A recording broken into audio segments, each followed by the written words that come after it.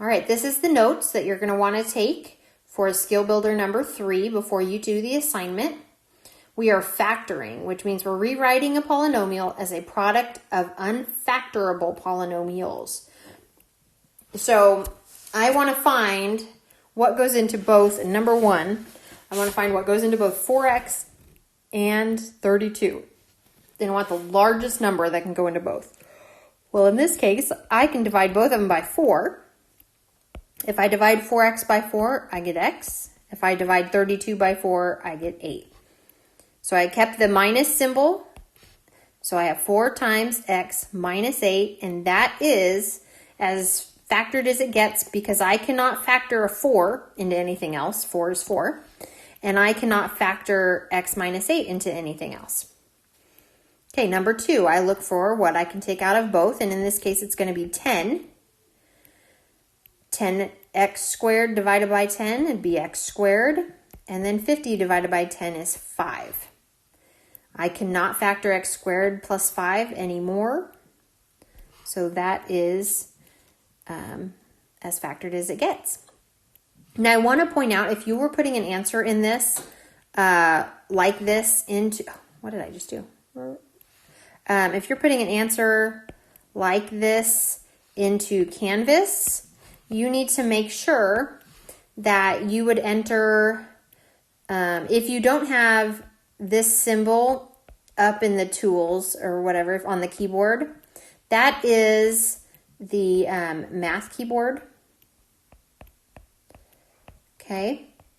If it does not have that, then you're going to want to put, like, you type in 10, parentheses, don't put a multiply symbol, x, and then you're going to want to push this button and then a 2 plus 5. Okay, no spaces. The math keyboard will let you take it up as a superscript, okay? But the regular keyboard does not. So this answer is okay. That's how you'd enter it in without the math keyboard. All right, number 3. Well, 3, 5, and 10, no number goes into all of those because 3 and 5 are both prime anyways. But I have x squared y, xy, and xy squared. I can take an x and a y out of each term. So if I take 3x squared y and divide it by xy, I get 3x. I'm taking away 1x and 1y. If I take away 1x and 1y from 5xy, I'm just left with 5. And if I take away xy from a negative 10xy squared, I'm just left with 10y. That is as simplified as it gets, and that's how you would type in that answer. Now, 4, 5, and 6 are factoring quadratics like we've seen them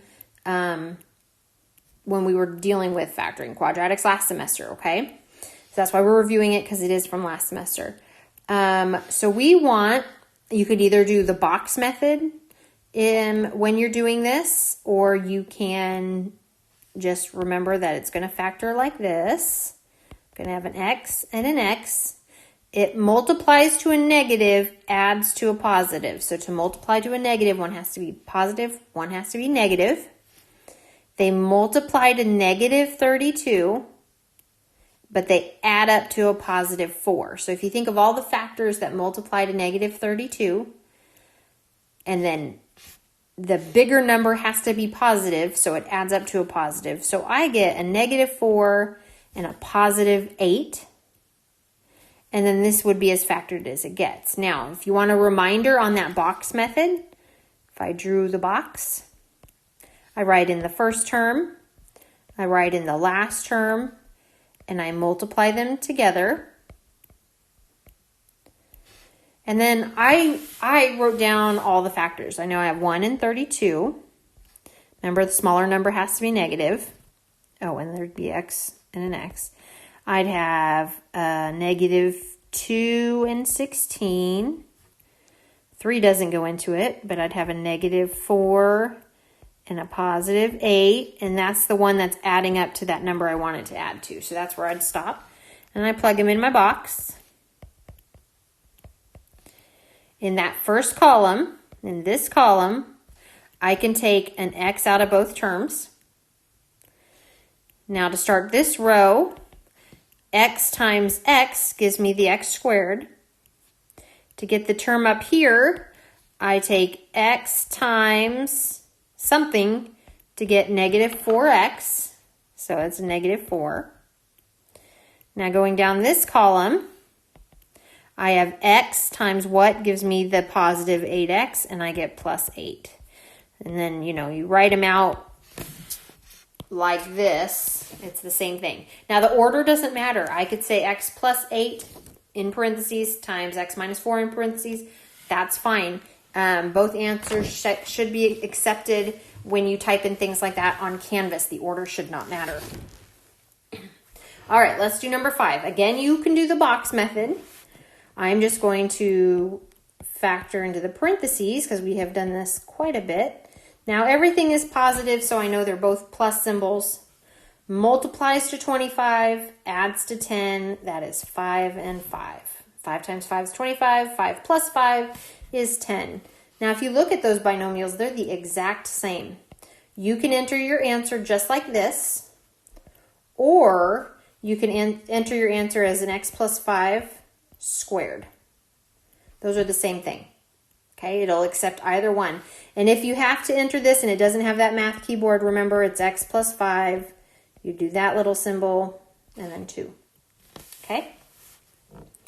And then the last one is a difference of squares, or in this case, we know it's going to be a positive, we know it's going to be a negative, and it multiplies to 121, but it adds up to 0, which means the numbers have to be the same. Well, 11 times 11 is 121. So they multiply to negative 121, but they add up to 0, and that's as simplified as that gets. So now you're ready to do the assignment, the skill builder number 3 on Canvas. And remember, you can redo the assignments over and over until they're 100%.